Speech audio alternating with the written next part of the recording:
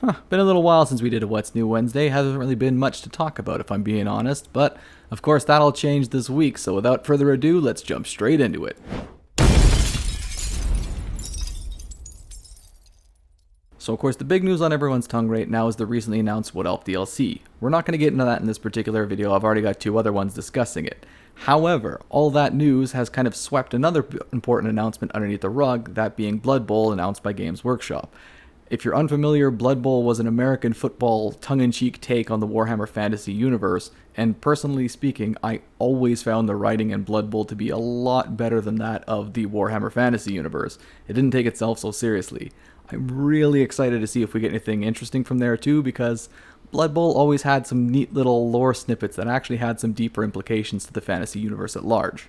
Over on the forums, as you'd expect, they are all in a stir over the recently announced What Elf DLC.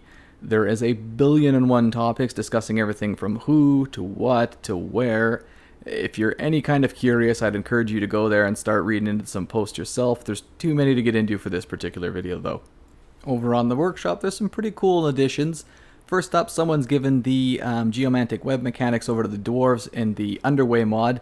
It's pretty darn cool actually, and I find that it ties in really well with standard dwarf gameplay. Someone's also added in two unique hydras for the dark elves, which also tie in really nicely with my previous video yesterday.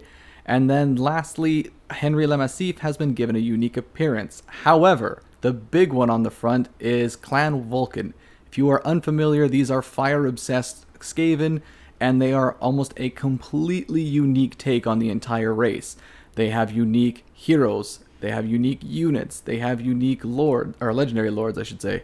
They are a really, really cool take, and we are definitely going to do a deep dive into them in one of these videos. Anyways, that's it for this particular episode, though. As always, I want to thank you all for watching, and I'll see you all next time.